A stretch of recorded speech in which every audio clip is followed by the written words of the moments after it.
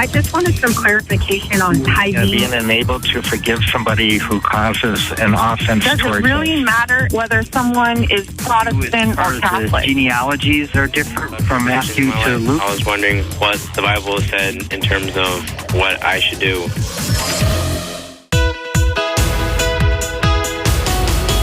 This is Pastor's Perspective. We're here every Monday through Friday providing answers on a variety of topics, including the Bible, end times, other religions, and the family. Call right now with your question at 1-888-564-6173. That's 888-564-6173. You can also post your question at facebook.com/Pastor's Perspective.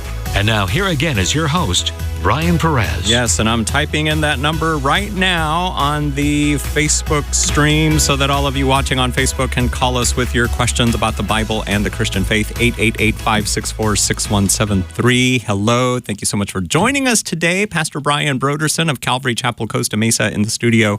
And we've got a couple of guests here with us. Who are these guys, Pastor Brian? I don't know. Who are these guys? We just came in the studio and they were here saying, hey, we're doing a show today. I've seen them in a movie. These guys are movie stars. They are. Yes, they are. I saw them in that same movie, yes. The Neighborhood. Jose Hernandez of Hope Central Watts. Yes, sir. In Southern California. And Tommy Cota of Hope Alive Church in Santa Ana, California. Mm-hmm. That's it. And these guys are just dear, dear friends. Tommy was on our staff here for many, many years. Mm-hmm. And Jose is just a great brother and friend. And the common denominator, beside the fact that they're pastors and all that, is that they're both pastoring in somewhat of an inner city environment. Jose, very much so. And Tommy also, but maybe not quite as extreme as Jose's situation. Sometimes it can be. Sometimes worse. Undoubtedly. Exactly. Yeah. All right, I take that back. They're both pastoring in inner city context. I know, but I was just kind of thinking about the exact location of the church versus, Jose is like right there in the war thick zone. of it. Yeah. So how you guys doing? Doing good. Good. Yeah. Good. Yeah, excited. Busy.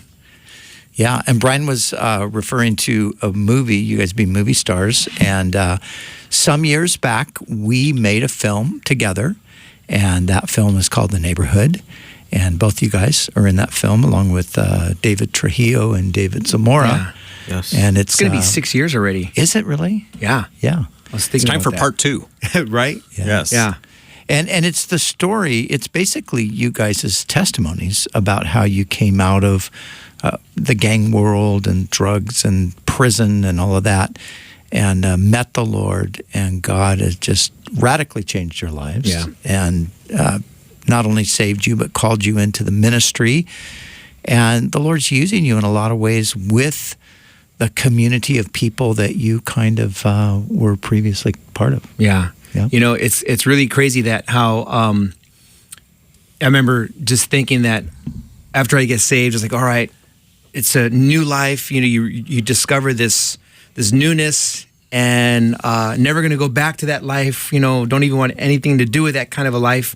I don't. Yeah. But when the Lord calls you to ministry, and just going out into the middle of Santa Ana, not being from Orange County, especially. And just wanting to serve, and then going out into the community and discovering, like, man, there's a lot of people that are dealing with a lot of same kind of stuff that I did when I was younger. Yeah. Drugs, and there's gangs, and just single parent homes, poverty. You just feel like, wow, I can actually, I know what they're feeling, I know what they're thinking, and so you can just give back. Yeah. Yeah. So absolutely. Yeah, it's just awesome. And Jose, you're ironically ministering back where you grew up, the place that you swore you would never return to once you left there, right? Yeah, our church for the last 8 years is actually at the same park where I used to play as a kid. Yeah. The jungle gym, the government cheese. Yeah. Those big old blocks of cheese. That's where we grew up as kids. And so our church on Sundays is actually there. And then we have a community house right across the street. Yeah. Yeah. So let's talk a little bit about Hope Central Watts. Give us a quick, just kind of a background of Watts. Now, some of our listeners would have heard of Watts. I know Watts from when I was a kid and we had the Watts riots. So I live not too far from there, and I remember that very vividly, even to this day, even though that's probably 50 years ago at least. And so what is it like in Watts these days? I honestly feel that in some cases it's better because of maybe services and things like that. A lot of the exterior being or looking better, but I think that the inside is probably like worse. You know, in the sense that even like with gang members, before you could like identify who were the gang members. And now it's just like everybody looks the same. You know, everybody's wearing skinny jeans these days. You know, even gang members, they just sag them. You know, but you know, what I could say about Watts is that what makes a place like that, I think, great is the people. Yeah, because they're so resilient. You know, it's 2.5 square miles, and we have 7,000 documented gang members. Wow. In a 2.5 square mile. Yes. area. We have. Oh my goodness. We have 4 housing projects: Nickerson Gardens, Jordan Downs, Imperial Course, and the Gunsack Village. The Nickerson Gardens are the biggest housing, government housing projects west of the Mississippi. And it's crazy because if you see some of the documentaries, we're known for being the #1 crack cocaine seller in the state of California. Wow. And we're 3 blocks over. Yeah. And that's where we do ministry. Yeah. And so it's a place where I think a lot of bad things have happened, but from that, you know, there's been, you know, just the people who, I mean, our kids are resilient, even though they go through a lot. Yeah. Yeah. Man, amazing. So 39% of families are single-parent households. Yes. Watts has the lowest life expectancy in California. Yeah. Wow. Is that through violence? Is that through... I honestly believe, I mean, I didn't read the whole details on this. I just got this, Steve, from a website on the government in California. But I believe it's all of the above. Yeah. Like I wanted to, you were there with me, and you were there actually too, with us. The first outreach we ever did in Watts in 2012. Yeah, so it's been 7 years. Wow, yeah. Right? And you wrote an article after that, and I don't know if you remember how this lady approached you and said, "This is all great, yes, but what we really need is X, Y, and Z." Yeah, and so picture an 11-year-old boy, okay. He gets up in the morning, probably from the floor, doesn't have a mattress, doesn't have a bed. He doesn't know what a pillow is. He wakes up, he goes to the closet, and out of a plastic bag, he'll grab some clothes. Hopefully they're clean, but probably not. He'll get dressed. He'll go downstairs, try to find his shoes, but maybe his brother took his shoes. And he'll go to school with no breakfast. He'll go to school with 1 of 2 changes of clothes that he might have. Probably got cussed out on the way out because he's taking too long.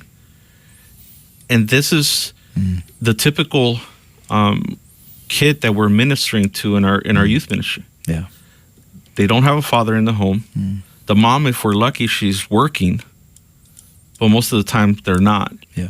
And again, I don't want to generalize, but you know, I'm talking about us specifically and who we're ministering to. Yeah, right. And so what do you do as a church? And so that's kind of where God has been leading us the last 8 years of being not a community church, but being a church in the community. Yeah.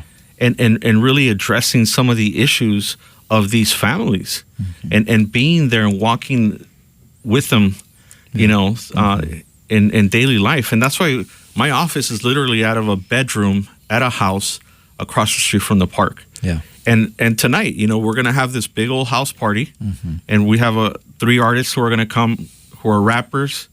The house is full every Friday with youth. They're coming from the projects, they're coming from the streets. But the crazy thing is that, and I'm blessed by it, although I'm kind of a stickler for time and like what people are doing sometimes. But I realize that these kids on a Friday night, and these are high school kids, they want to be there. Yeah. and they're hearing the word of God, and we're feeding them a good meal. Because let me tell you something, chili cheese Fritos from the ice cream truck, that's not a meal. and these kids, yeah. I mean, that's their dinner. Yeah. And would you say, Jose, now, so you guys have been going 8 years as a church, is the majority, and I know it's fluctuated over the years as far as, who's attending and so forth, but your majority group now, would you say it's teenagers? I would say that like 75% of our church is youth. Is youth, yeah. Wow. Yeah. And there's a sad part about that, right? Because the adults, the parents, the people that you would, the people that are kind of responsible for the way the kids are, because they don't, their lives are all screwed up and they're not taking care of the kids and all that. So, you would hope that some parents would get saved, some moms would get saved. And I know some have. But the ones that are really open are the younger ones, the kids. And, when I first started doing mission stuff into Eastern Europe and the former Soviet Union, even into Russia itself, I remember, we were ministering to like 12 and 13-year-olds. We were leading these little 13-year-old Russian kids to Christ. And I remember at the time, though, being a little bit like frustrated. It's like, man, this is great, but we need some adults. And we did get some adults after some time, but the numbers of kids grew and grew and grew. But guess what? Of course, now that's 30 years later. Those kids are all in their 40s, and they're all the leaders of the churches around Russia now. So you're investing in a generation that's going to come up and lead the community into the future. And that's the thing that you got to kind of, you got to grab hold of. What you're doing might not show the immediate fruit right now, but it's going to bear fruit in the long run. Yeah, I don't know if you remember, and it was actually, it's funny because a lot of these things it was at your car show, the one that you do here a couple years back. Yeah. And I remember that I was talking to Brian, and he shared how two things, time and faithfulness. Yeah. And I realized that, it can be really challenging. Yeah. I shared about this kid from one of our families, one of the cousins, who was murdered last year. He got shot 4 times next to his girlfriend in the Nickerson Gardens, probably like 30, 40 yards from his mom's home. And I did his funeral. But sitting with the mom and just all the things that happened, it kind of like really messed me up.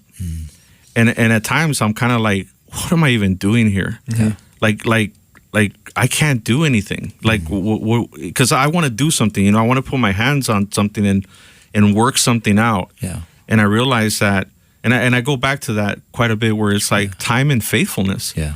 I mean, I know people who their parents were Bloods, they were Bloods, and now their kids are Bloods, and now they're raising their little grandbabies, like great grandbabies, as Bloods, and things like that. Gang members, and so like there's this cycle. Yeah. And it's generational. Yeah, and it's tearing. Yeah. A community like that from the inside. Because on the outside, it's starting to look better. Yeah. But what's really, going on the inside, it's still bad. That's why we still have, we had SWAT on Monday right across the street. We had a lockdown, murder suspect with the gun. Everybody stay in their house. Yeah. And that's just like a regular occurrence. Yeah. Yeah. And so what do we do as a church? Yeah. And this is a place where people just don't flock to do, work. Yeah. And and as you described that, I mean, some people erroneously think that, pastors have just like these kickback jobs, what do you want to do? And like, man, I'm going to be a pastor, go golfing, Yeah, I actually had someone just not too long ago say, hey, well, you only work on Sundays. And I looked at it, I was like, what? I was like, oh, man. Yeah. Yeah, well, I'm going to come back to that in a second, Jose. But Tommy, just because of what Jose just shared there, you've had that exact situation actually a couple of times with young, kids that have been murdered on the streets that were coming to the church. You were discipling them.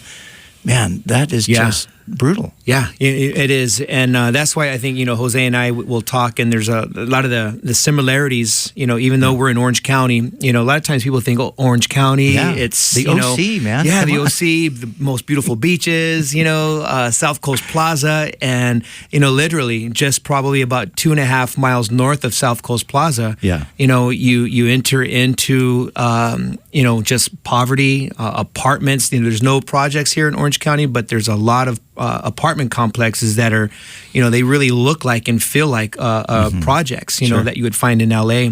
And yeah, several times there's been, just these incidences where youth, will connect with them because of the ministry that we do, quite like a lot like Jose, just connecting with the youth and, just finding out the day later after I kind of led someone to the Lord. He just got out of juvenile hall. This one particular story you're talking about. Yeah. He came to church with his friends, and I asked him if he knew Jesus, and I said, "Well, you want to get saved? You want to go to heaven?" And he said, "Yes." I prayed with him and his friends, and that was on a Sunday morning. That Friday, he ended up getting shot in a bullet hole in his chest. These are just just. It is sad because it is a common kind of a thing, so common that even this past Monday at Bible clubs that we do at one of the local high schools, a kid comes walking in, he's got crutches, and he's always coming into the Bible clubs and everything. They want to hear. They want to hear truth. They want to hear something that's authentic, and so they're there. And as he's leaving, oh, hey, man, what happened to you? Did you hurt your leg or something? And he turns around, I got shot. And before I was like, oh, I've stopped playing, but now it's like where they live and where the school's at. I said, what happened? What did And he's like, man, I was just out here. It's like 9:00 at night, and these guys just pulled up and shot me. Yeah, Jeez. Yeah, unbelievable. Yeah, Tommy, you know this kid too. Some years ago, I was going to the hospital to visit somebody that But anyway, I walked in the door and there was a mother there, and she recognized me. She said, "Oh, Pastor Brian, I'm glad you're here. My son's here, and he was shot. And I think he was shot in the leg or something, And so she told me the story. He wasn't even a gang member, but, he was shot by a gang. And, so he survived that. He got over his wounds and stuff. And about 2 years later,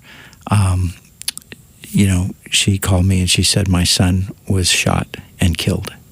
So the kid who was shot in the leg and survived was about 2 years later shot and killed. Yeah. And he wasn't even a gang member. He was a bystander, basically, or somebody had something out for him or whatever the case was. But yeah, this kind of insanity, like you said, Tommy. And even, LA's a little bit different because LA sort of has a reputation in some parts of LA, right, for this sort of thing.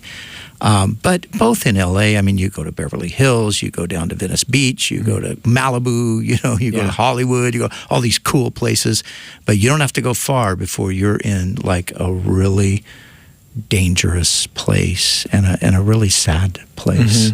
So, man, I am, just so proud of you guys for what you do and for the perseverance. And Jose, that's it, because, the world we've sort of come out of in the sense of, pastoring churches and churches grow and you go into community and you start a church and 5 years later, man, it's busting at the seams. You got to buy a building and stuff. And it hasn't been that kind of a story in Watts for you, but God's using you. That's right. And he's working, Yeah. So tell us a little bit about some of the stuff that's happening that you're excited about, because that's one of the main reasons why we're talking today, because of this new center. And these are visions that you've had for some years that you've shared with me, that you'd love to see this happen, you'd love to see something like this happen, and now it seems like things are moving in that direction. Well, to start off with a few of the praise reports that, although it has been challenging, I feel that although we're small and things like that, God has always given us a ton of favor. Yeah. And so right now we're working with LAPD, we're working with the schools, and right now even to the effect that one of the representatives of the city attorney's office has seen the success that we've had with the police officer and the Princess program in different schools, that we went from 1 school to 2 schools to 5 last year. Wow. And now we're going to add 2 more. And so we're trying to connect. What is that, the police officer? So basically, all these schools, we do a father-daughter dance for the 5th grade girls that are moving on to junior high. However, the girls that don't have a father or a father figure in their life, LAPD gives them an officer to escort them to the dance. Wow.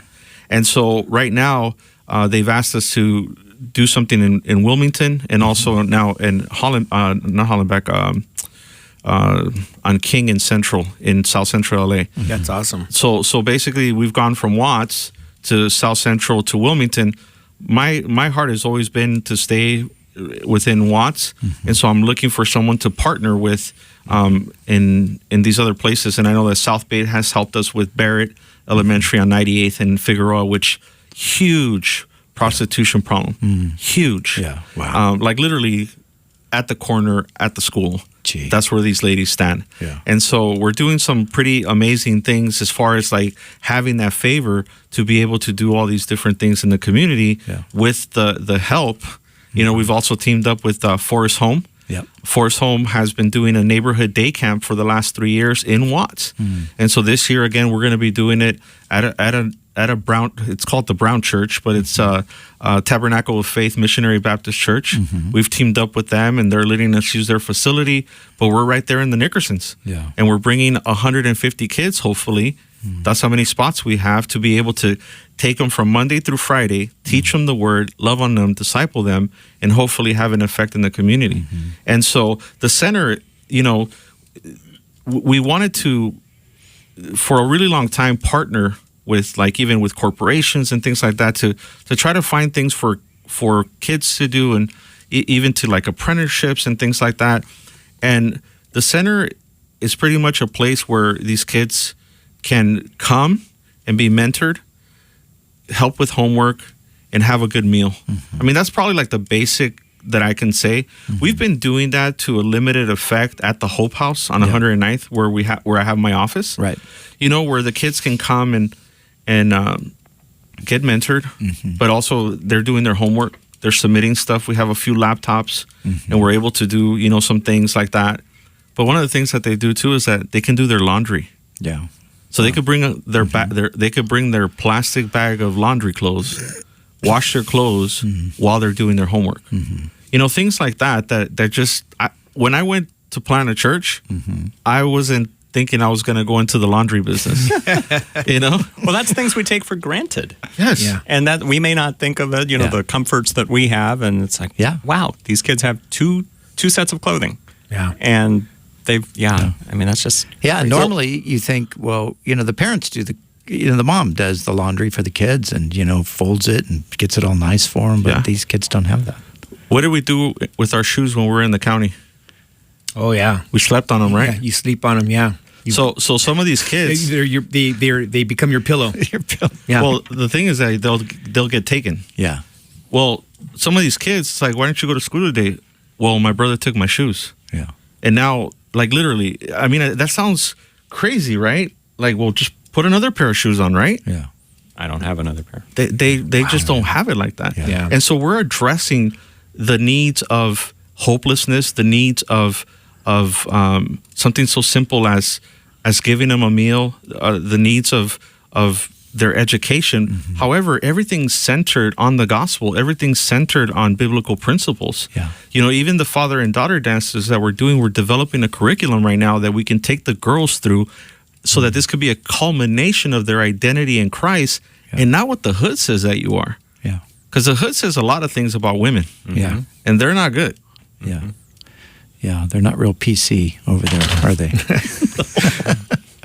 So the Hope Center, did you guys get a location? So what's happening with that? So we got approved for the 501c3, but Okay. Tabernacle of Faith basically said, hey, you guys could use... So they're letting you use their facility for that. That's so great. That's awesome. Yeah, and so we're partnering with them on just bringing this program a couple of nights a week to start, and hopefully we'll get the resources that we need and the people, the manpower that we need to be able to man this program on a weekly basis for the long haul. Yeah, great. Yeah, Tommy, you've got a similar kind of a thing with God's given you an extraordinary amount of favor with the unified school district, with the city council, with kind of the city government.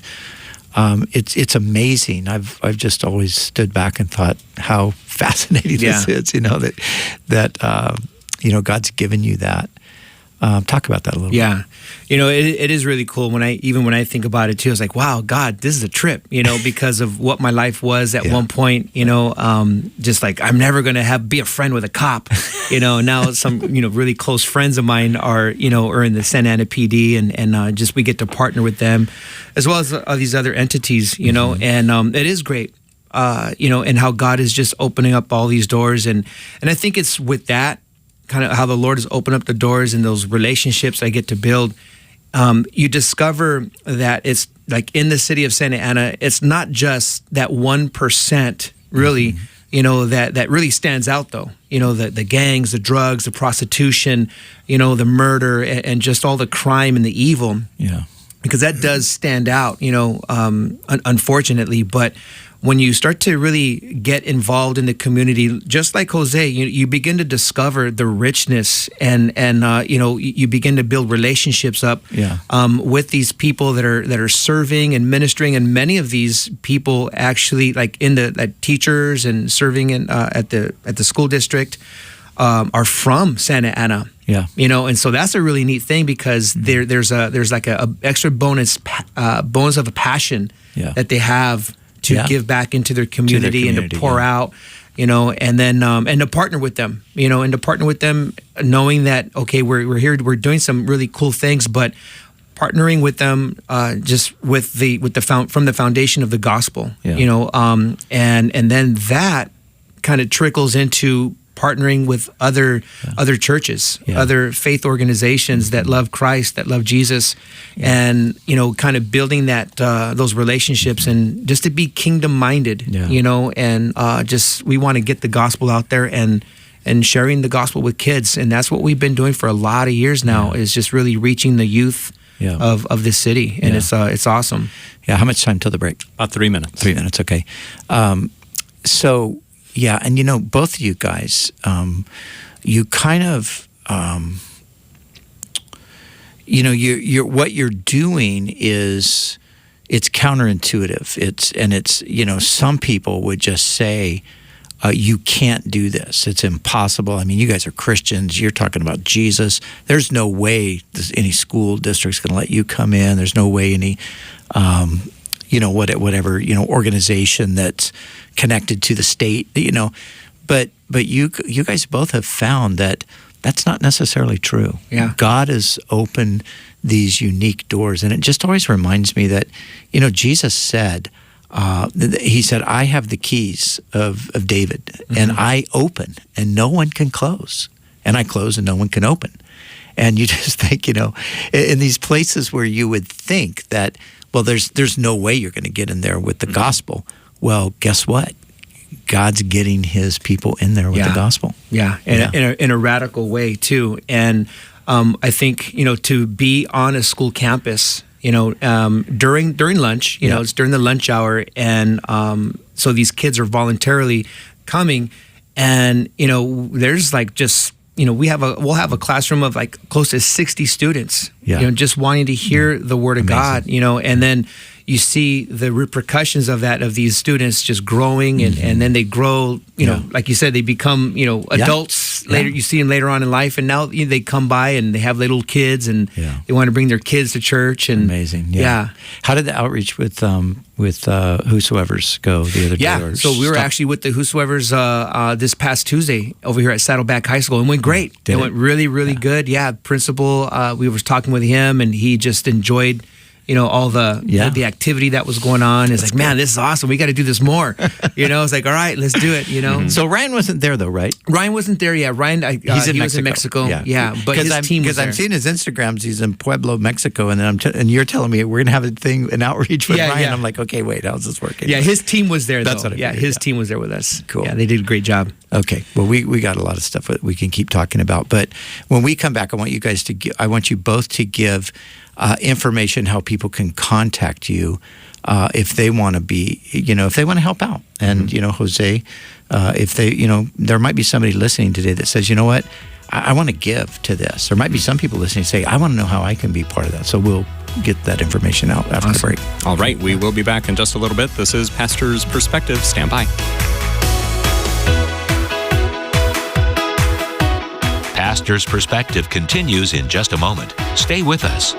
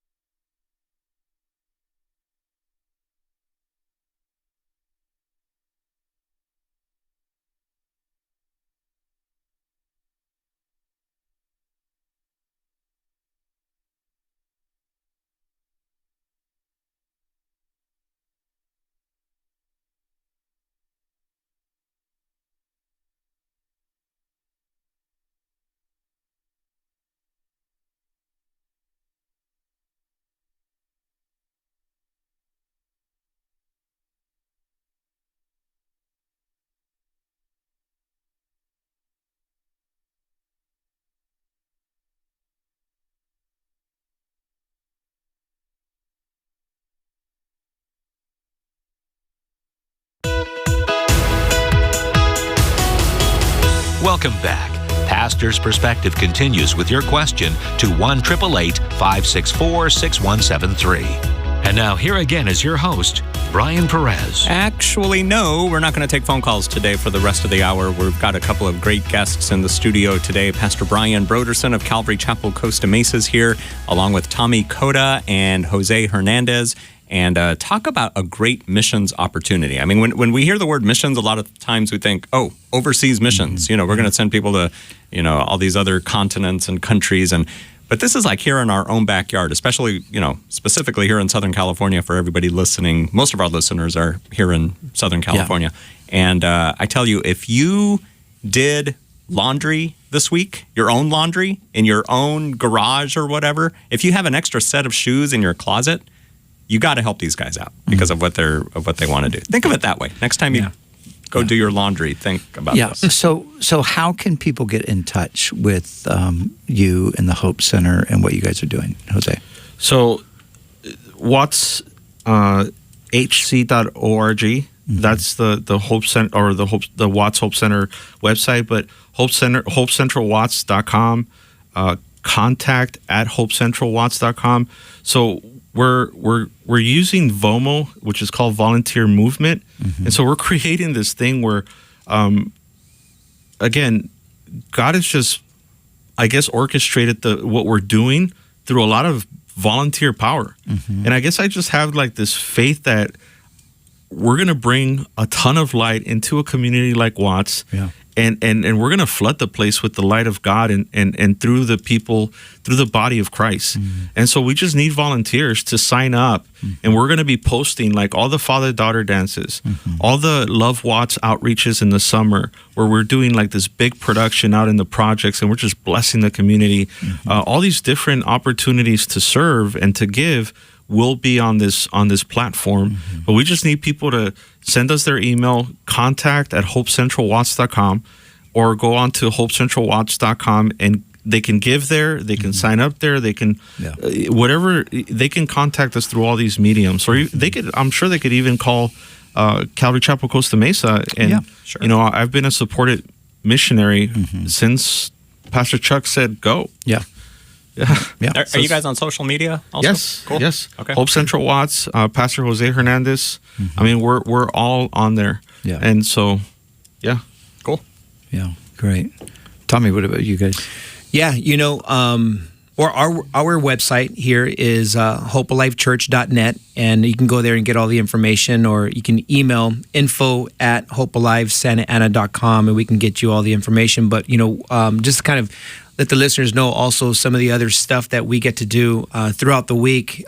We do a program called Release Time Christian Education, and that is it's a program. It's nationally, you know, goes all over the nation, and there's state legislation that allows for this program to be on public schools, and so that's where we have a lot of our efforts during the week, Monday through Friday, and I think, you know, one of our biggest needs is people. You know, we do need people to come, and, you know, so if you're around in the Orange County area and you'd like to, you know, maybe just go and share the gospel or something like that, you can contact us, and, you know, we can set you up just to go out into these public schools and either to drive or to help teach the gospel to some kids.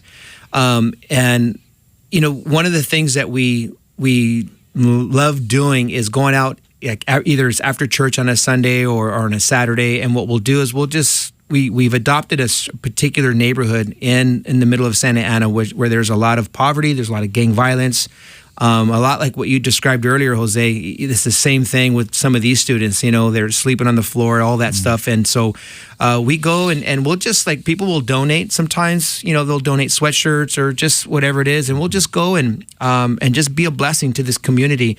And what's been good is the consistency, you know, is we just don't show up, like, even if we don't have anything, we'll just show up at times and just be there. And we know a lot of these youngsters, which are a lot of gang members, and we'll just go. And so I think, you know, just having a lot of support through prayer is really, you know, that's the biggest thing, is just please pray for, you know, Hope Alive Church, Hope Central Watts, you know, that God would continue to give favor, you know, and open up some doors. And, you know, God's constantly giving some fresh vision and everything of how we can do more.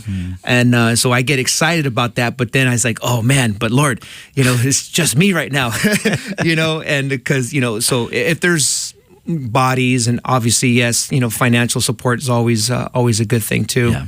You know, so those are some ways. What's the website? How did they get in touch? HopeAliveChurch.net. Yeah, okay. All the information's there. Phone number, email address. You know, you can connect with us through there. Yeah. Okay. I want to ask you both this, because both of your churches are Hope. So, Jose, I know both your stories. So, but not everybody listening today knows your stories, and probably most of the people don't. So, I would imagine that in both cases, the hope in the title of your church has a lot to do with something you didn't have and something that you now have and something that you want other people to have. Is that right? Yes. Yeah. 100%. So tell us a little bit about your hopelessness when you were young, growing up in that environment there. I walked from 108th and Central, and somebody out there probably knows exactly where that's at. And I would walk past no less than 5 or 6 churches, maybe even more, going to high school. And in some cases, I actually ran. But I remember that no one ever stopped me and shared with me the love of Christ. And not having a father in the proper respect, who's there, who reads with you, who takes you to Little League, who's there every single day, you know, who helps you, who disciplines you in love. Not having a father, I didn't know God. I didn't know. I didn't have hope. And so when we were praying after the School of Ministry here, and as we were praying in my living room, and we're thinking about South Central, right? And when you hear South Central and some of the old rap songs, like South Central, LA, home of the body bag. Jeez, yeah. Like South Central. Yeah. And it's like, well, what does Watts need? They need hope. And so, our kind of, I don't know, for lack of better words, tagline is, Hope Central, finding hope in Jesus. Mm-hmm. And so we can go into these places and give stuff and do stuff and all that, but unless they are introduced to Jesus, who's the ultimate hope, I mean, and so that's where that thing came from, where it's like, Hope Central, South Central, Hope Central, and so for me as a kid, seeing my youngest sister shot at 3 years old, taking her to Martin Luther King, almost dying in my hands, completely drenched in blood, having a father run away from that situation. I mean, what am I here for in life? Yeah. And so many kids in our community, nobody talks about the suicides. Yeah. We had a couple of years back, I think it might have been last year or the year before, where we had a 14-year-old little girl in the Nickersons hang herself in the closet. And there's this desperation that they see. And so what do? Is just we bring hope. And it's not hope in us or in a man or in a building. It's hope that passes all those things. Yeah. And we just try to, like Paul would say, follow me as I follow Christ. We're here with you. Yeah. We're not perfect. We don't know everything, but let me walk with you. Yeah. Let me feed you in some cases. Let me clothe you in some cases. Hey, Stephen Shin, my good friend who works with me side by side, he'll take these kids to the DMV. He'll take these kids to the Social Security office. I flew a bunch of kids back to Missouri a couple of years back for a camp, and here's a Korean dude with 3 black kids getting their birth certificates so that we can get IDs for them. I mean, that's hope. That's great. Wow. I love it. And, it just reminds me of that great passage in Romans right at the end there, may the God of hope fill you with all joy and peace in believing. And, our God is the God of hope. Yeah. He gives hope. And hope doesn't disappoint. Hope doesn't disappoint. Amen. And so, Tommy, Hope Alive. I mean, so why'd you name it Hope Alive? Yeah, Hope Alive. Yeah. On a personal level, much like Jose, never really discovered, true hope. I think the hope that I had was more of a wish, and not understanding, biblical hope. Yeah. And so getting saved, that's where I discovered, wow, this hope is truly alive. Yeah. And it's in Christ. And so on a personal level, just, very similar to Jose, not really understanding that and, just really coming to a place in my life, for all the stuff that I went through as a kid and what I put myself through, the drug addiction, prison life, just all that. I remember there was a point in my life for a couple of years, actually, where it was just heavy despair, emptiness, just lost all hope. And it really kind of didn't even begin to care no more. It's like, okay, whatever. Like, this is my life. There's no more hope for me. Yeah. And I remember even at that time, like all of the voices at times, growing up as a kid, stuff that I may have heard from family members about me because of my life, kind of what I was doing, how I was living. You'll never amount to anything, and even teachers, remembering teachers, because, I wasn't maybe the greatest student, but, those teachers would turn around and their anger and their frustration, echo those same things. Yeah. And that becomes like, all right, well, I guess I'm a nobody. Yeah. And then later on, and right before I got saved, I got saved when I was 29. And so those last couple of years, I remember just looking at myself in the mirror and not liking what I think, because I was able to know what was going on inside. Yeah. The emptiness and the hopelessness. And it was on June 11th of 2000. So just about 20 years ago, it's going to be 20 years this coming June that my life had transformed and changed. And, that's when I discovered, that hope is alive only in Christ. And so when we, so I started serving, Lord brought me to Calvary Chapel, Costa Mesa, where, I stood for many years serving as a pastor, growing and maturing in my walk.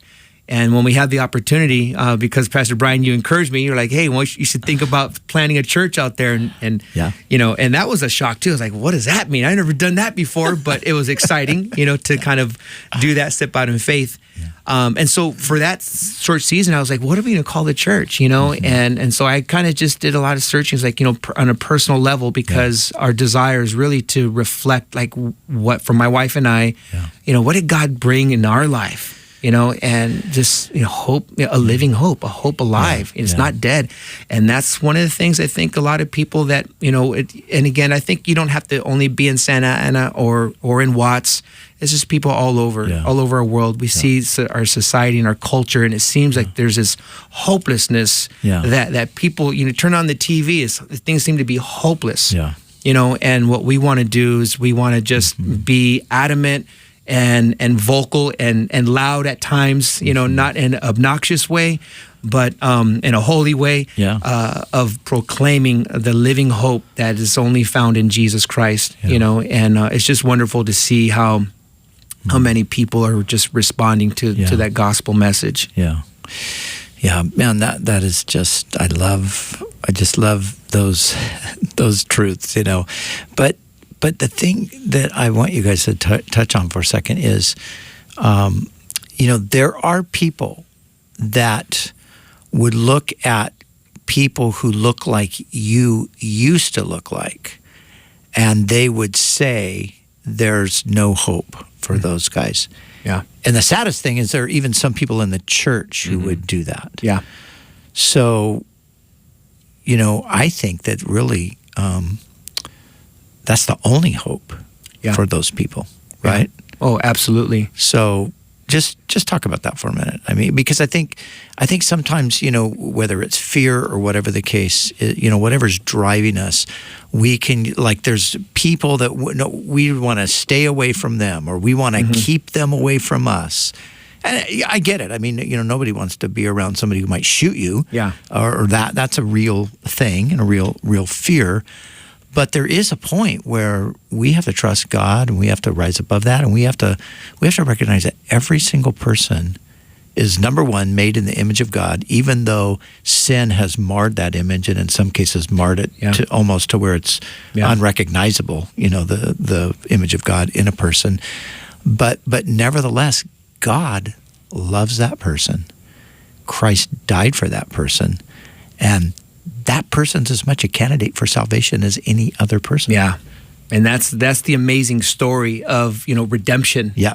That God can reach down into the darkness and the pits and the prisons and pull people up out of them and transform their life, and do amazing things in and through their life, as a result of all that.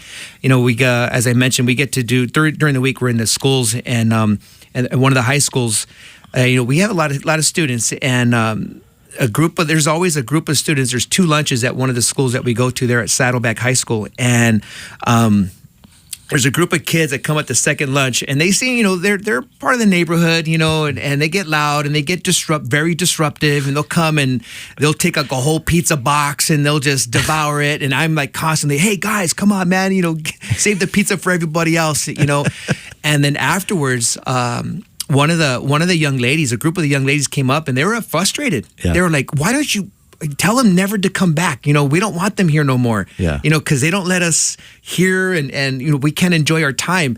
And I stopped them. I said, you know what? I want to tell you, sweetie, I go, the reason why I'm not going to ever ask anybody to leave like that is because I was that kid at one point. I was that 15, 16-year-old kid at one point in my life, and they need to hear this message of hope and love just as much as you do. They may not want to show it and express it because they don't want to, bring their image, seem like a wimp or something, but they're listening. And I know they're listening because a lot of times afterwards, these students, they'll stay afterwards, and I'll talk to them, and they'll just let me know. Like, there's this one kid at another local high school, at Century High School. He stood afterwards, and he's like one of their little gang leaders, there on the campus, and he was just really upset, and I understood why. It was because he right in front of his house at the apartment complex where he lives, one of his like within a span of 2 weeks, 2 people got shot right in front of his doorstep, and one of them, the second person I believe that got shot, died, and he died in his arms. And here's a 15-year-old kid, if you can imagine, he's trying to plug the hole and stop the blood from coming out, of his friend that got shot and died right there in his arms.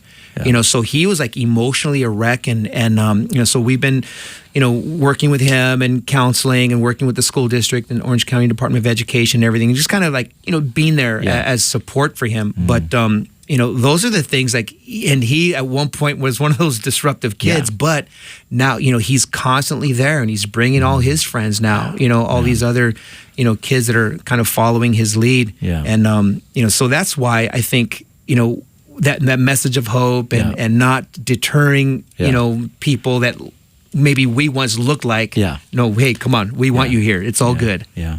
And, you can even forget, you can forget where you came from. Oh, yeah. You can get so far removed from your old life, and sometimes you get in sort of a, you could get in a bit of a Christian bubble, and you just kind of exist in this world where everybody's loving and great, and we all go to church and stuff.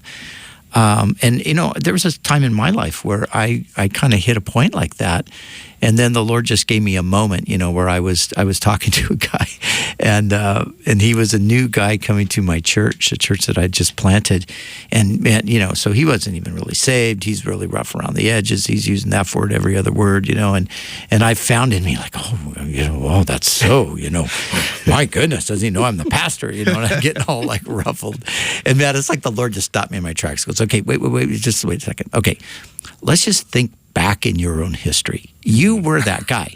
So what are you all shaking up about? Yeah. It's like, I kind of forgot, Lord. I forgot, where I was at. But, what God did in my own life. And what do you think, Jose? I think it's the exact same thing. With a lot of the different programs that happen in Watts, there's requirements. You know what I mean? And so some of these kids that we're ministering to, like automatically they're disqualified for these requirements because one is like they have to have like an active mom in their life. Yeah. Well, hello. Some of these kids literally show up to church by themselves. And I'm talking about these kids are 7 and 8 years old. Oh, gee. They're walking by themselves to church. And so I realized that one time these guys were smoking weed. They're playing like, chess on somebody's trunk of the car. And I pull up and I'm kind of like, hey, what's up? And I walk in and I'm kind of like, you stay over there and I'm over here. And God really reminded me of how messed up I was. Yeah. But it's funny though, because like the moment that I realized like, dude, like, God came for the sick, not for the well. Yeah. Yeah. And I went across the street and, hey, talk to everybody's putting the weed away. They're putting the guns away, like the beer away. And it's like, hey, and before you know it, like just me engaging them in their situation, that they realize one, like, he's real. And then two, like, okay, maybe we need to go do this somewhere else. Yeah. But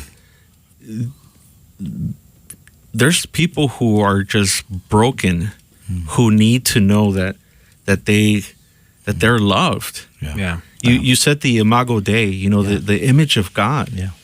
And in a lot of cases, and I know that me and Tommy know this because we expressed it in the movie, that we thought we were throwaways. Yeah. We thought that, no one or nothing could ever do anything with someone like me. Yeah. Right. And there's a lot of people in our communities who feel like there is no hope for them. Yeah. But in fact, there is. Yeah. Yeah. And his name is Jesus. Yeah. Yeah. God loves them. That is awesome.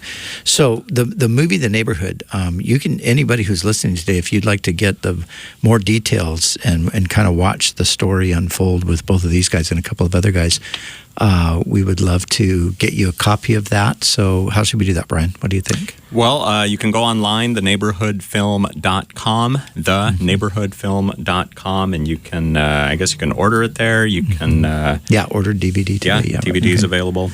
Yeah, check that out. Can I share something really, really quick? Yep, you're going to have to be really quick. Chowchilla State Prison. Yeah. They're using the neighborhood film as curriculum for hundreds of women who are coming to the Lord. Is that right? I just shared last week. Amazing. And about 100 ladies So came to the there's Lord. part two, the curriculum too. There you go. The curriculum. Curriculum. That's amazing. Yeah. That's amazing. Okay, we've got a couple of minutes. Tommy, so this is one of the most wonderful stories I've ever heard and one of the greatest biblical illustrations. So recently, you had your record expunged. Yeah, dismissed. Dismissed. Yeah. You were a criminal. You were a guy in prison. You were a guy that, as far as the state was concerned, you were bad and you needed to just stay, locked up where you were. But the Lord got you out, saved you, turned your life around, and everybody's like, wow, is this the same guy? So just really quickly, what happened with that? Well, so there's another program here in Santa Ana that we're partnering with, and so there was a lot of individuals that were going there, and they were coming to me and saying, "Hey, can you write me a letter of recommendation? I'm trying to get my record cleaned up and all this." And so, yeah, sure. As a pastor, they would come to church, and I'd write them up a letter of recommendation. And the one of the lawyers heard about my story, that my testimony, and so she had contacted me and she says, "Hey, we have a lot of guys here that have your letter of recommendation. You're a pastor and you're doing a lot of things here." I go, yeah.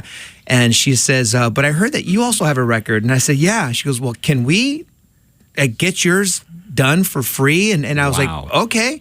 So I showed up, did all the application process, and it took some time, right? And so I got my letters of recommendation. You wrote me one and a few others, and it took about maybe a 6-month process. And I remember I had to go, for me to get it, cleared and dismissed, I had to go to the court back in LA County. That's where I, grew up at. And so we go to these courtrooms, and I remember I just stood there, and they asked, just asked me a couple of questions, and they said, okay. They looked at me, and the judge said, "All right, sir, we're going to dismiss it." Yeah.